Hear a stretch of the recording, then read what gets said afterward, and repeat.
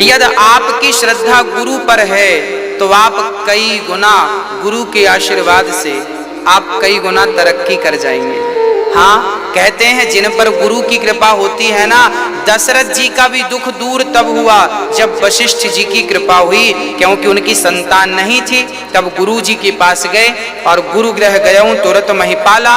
गुरु जी से कहा, गुरुदेव मेरा तो संतान नहीं है और चौंचपन बुढ़ापा आ गया। तब गुरुदेव ने कहा, धरा हूं धीर हुई है सुत चारी।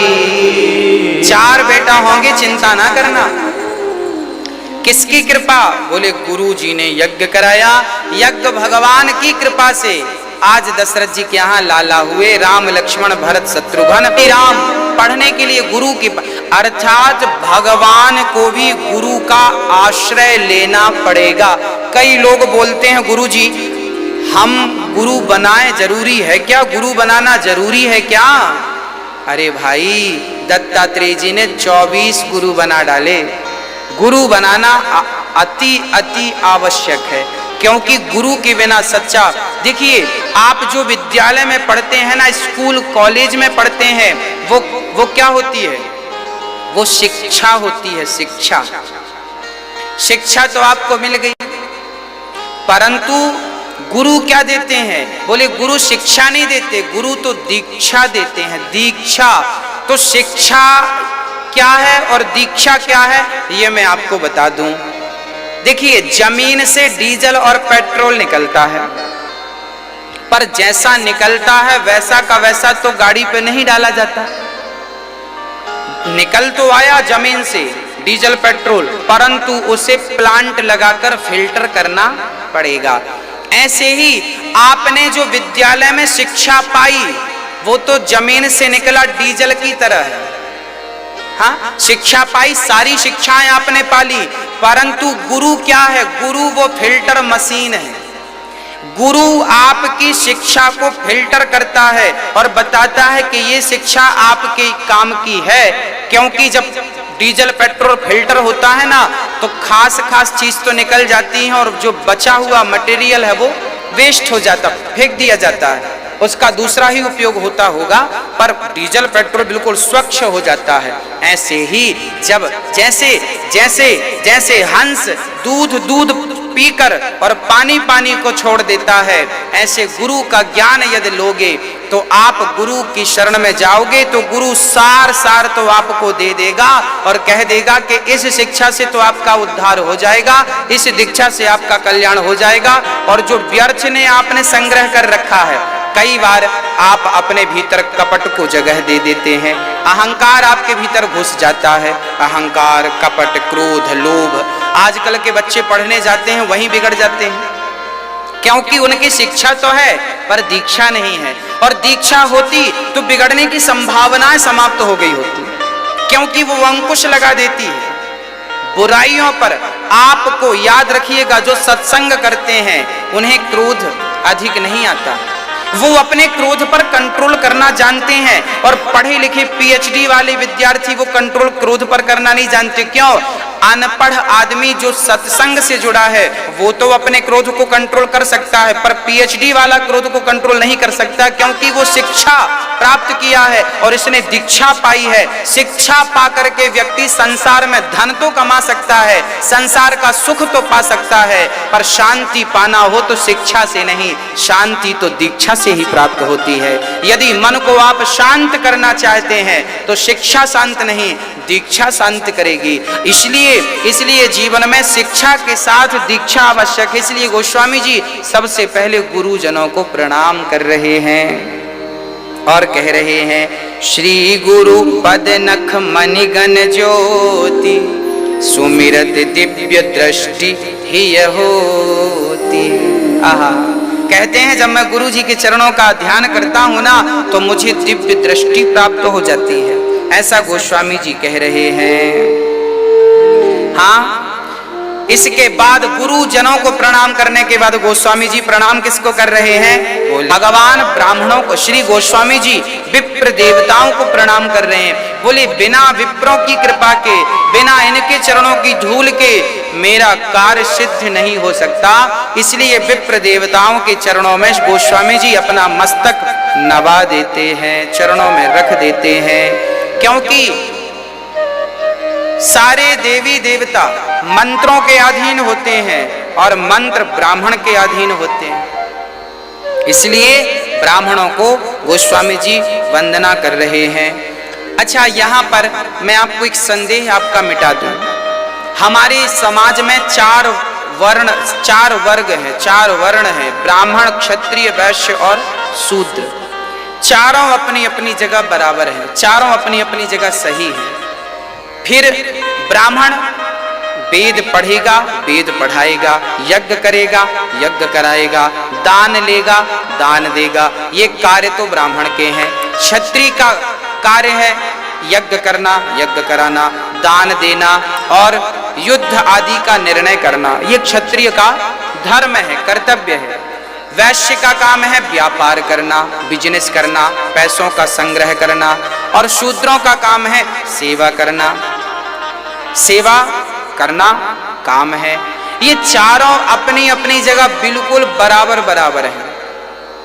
फिर किसी ने कहा महाराज जी जब सब बराबर हैं तो गोस्वामी जी ने ब्राह्मणों को ही प्रणाम क्यों किया? हमने कहा भाई ऐसा है कि होता क्या है कि ब्राह्मण जो है बुद्धि भगवान के मस्तिष्क से, भगवान के ब्राह्मणोस्य मुखमासीत, भगवान के मुख से प्रकट हुए हैं। अर्थात बुद्धि के जो अधिष्ठात्र हैं वो ब्राह्मण हैं, बल के अधिष्ठात्र हैं क्षत्रिय हैं, और पैसों के अधिष्ठात्र वैश्य बन गए, और सेवा के अधिष्ठात्र शूद्र बन गए। सबने एक एक कार्य संभाल रखा है। फिर ऐसा क्यों कि गोस्वामी जी ब्राह्मणों को प्रणाम कर रहे हैं? कारण है, होता क्या है कि आपके ही घर में जो बच्चा आपका सबसे ज्यादा बुद्धिमान हो ना, आप उस बुद्धिमान बच्चे का ज्यादा ही सम्मान करते हैं, क्योंकि बुद्धि की पूजा होती है। क्योंकि आज कीमती कौन है? आज कीमत किसकी है? जिसके पास ज्यादा ज्ञान है, जिसके पास ज्यादा विज्ञान है, वही तो आज भी पूजनीय है, अब वो भला कोई क्यों ना हो। आज जिसके पास अधिक बुद्धि है उसी के पास लोग समझने जाते हैं ना, भाई इंजीनियर है, सबको पता है कि ये बढ़िया इंजीनियर है, अब वो कोई भी हो, ब्राह्मण हो, क्षत्रिय हो, वैश्य हो, शूद्र हो, पर बुद्धि उसके पास है तो सारे लोग उसके पास लाइन लगाते हैं। अच्छा डॉक्टर है, बुद्धिमान, इलाज अच्छा करता है, तो वो डॉक्टर किसी भी जात का हो, लोग उसी पे लाइन लगाते हैं, भाई ये बुद्धि। अर्थात सदियों से बुद्धि की पूजा होती आई है, सदियों से आज भी विवेक की पूजा हो रही है, आज भी बुद्धिमान लोगों का ही आदर सत्कार हो रहा है, मूर्ख को कौन जान रहा है। इसलिए ब्राह्मण जो है ये बुद्धि को रखने वाला है, इसलिए गोस्वामी जी ने इन्हें प्रणाम किया।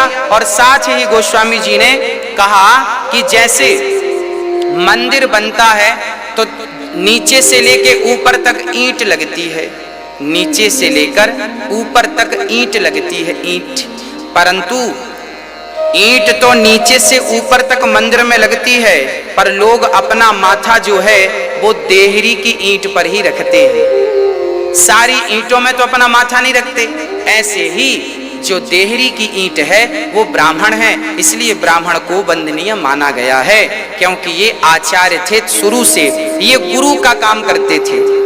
गुरु बनकर ब्राह्मण, जगत गुरु ब्राह्मण, ब्राह्मण गुरु सन्यासी। इसलिए मैं आपको पुनः निवेदन कर दूं कि गुरु बनाने के पहले विचार कर लेना जिसे आप गुरु बना रहे हैं वो ब्राह्मण है या नहीं। यदि ब्राह्मण के अतिरिक्त आपने किसी को गुरु बना लिया तो फिर पतन निश्चित होगा, पतन निश्चित होगा, दोनों का, गुरु और चेला दोनों का पतन होगा। क्योंकि गुरु का अधिकार सिर्फ शास्त्रों ने और विधाता ने केवल ब्राह्मणों को दे रखा है। जगत गुरु ब्राह्मण, ब्राह्मण गुरु सन्यासी और सन्यासी गुरु अविनाशी।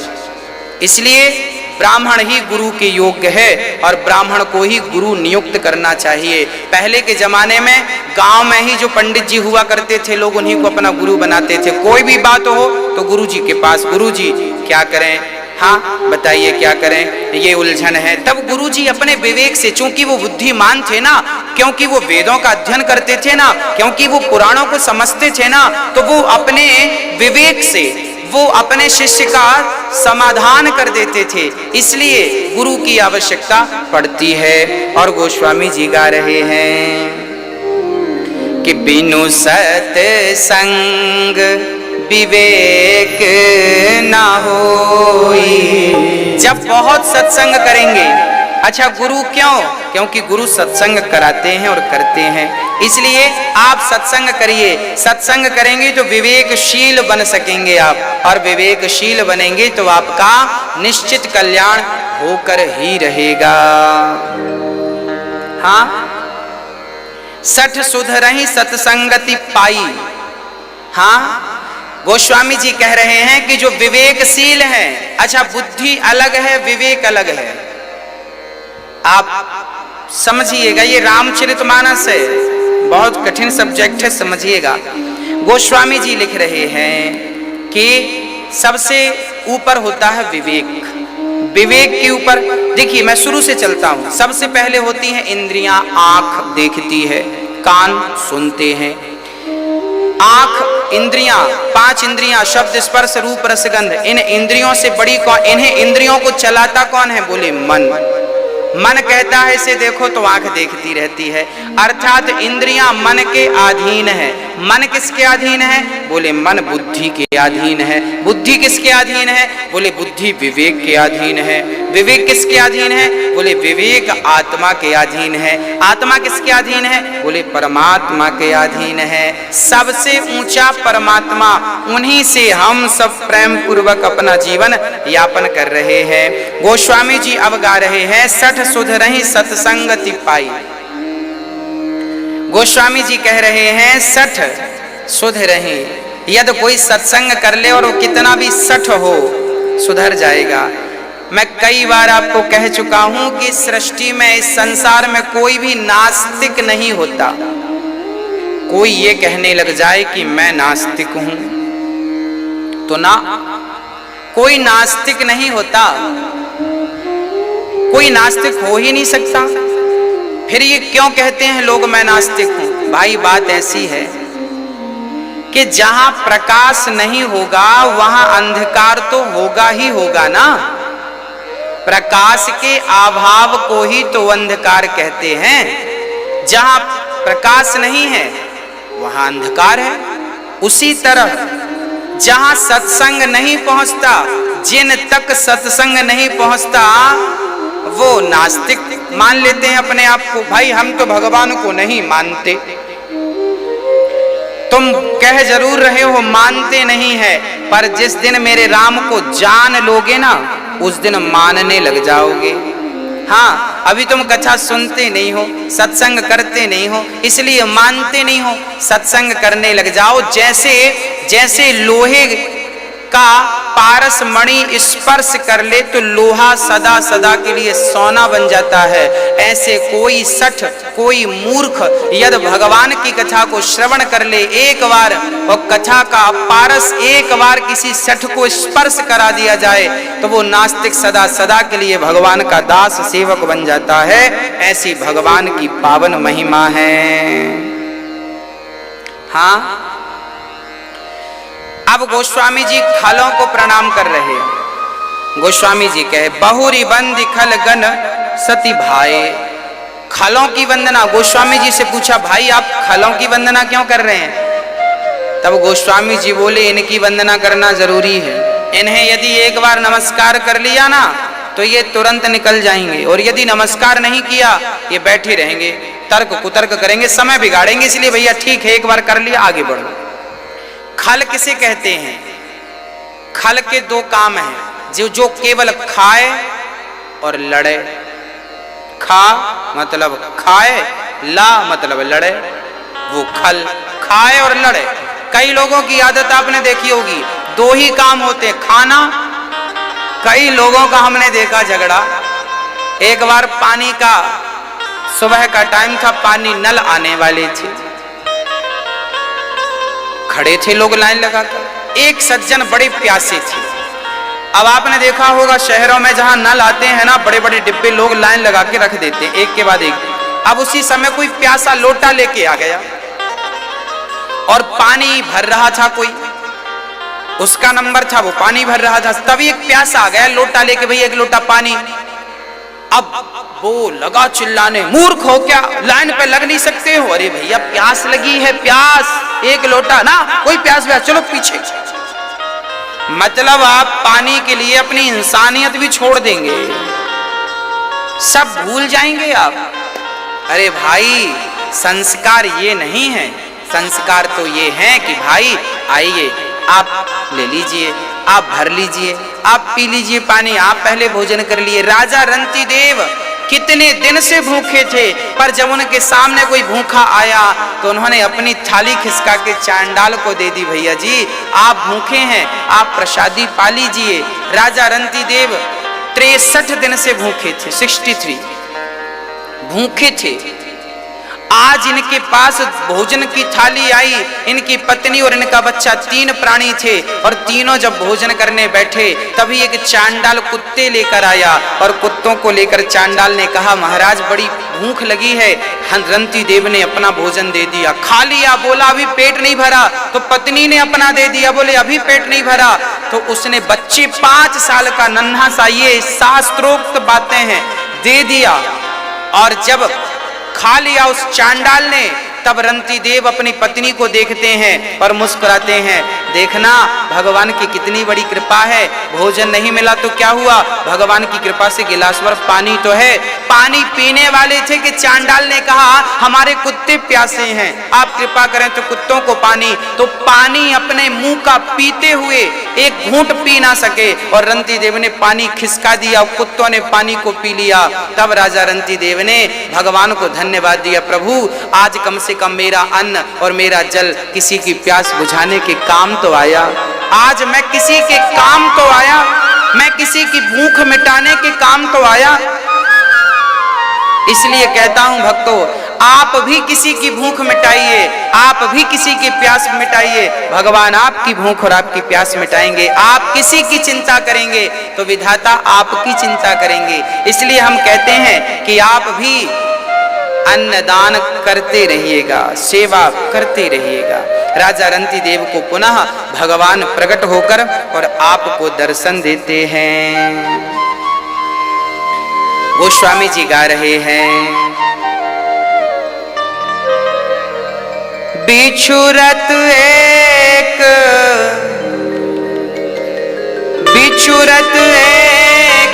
प्राण हर ले, मिलत एक दुख दारुण देहि।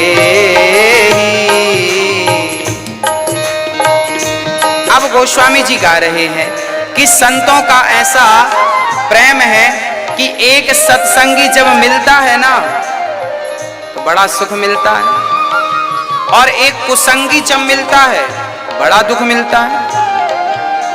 संत जब मिलता है तो बड़ा सुख मिलता है, और संत जब जाता है तो दुख देकर जाता है, बिछड़ने का दुख। और संत जब जाता है तो बिछड़ने का दुख दे जाता है, और दुष्ट आता है तो आने का दुख दे जाता है। गोस्वामी जी कहते हैं कि भगवान दुष्टों से बचाएं और हमेशा सत्संगों से मिलाएं। गोस्वामी जी कह रहे हैं कि जड़ चेतन गुण दोषमय विश्व की, जड़ चेतन गुण दोषमय।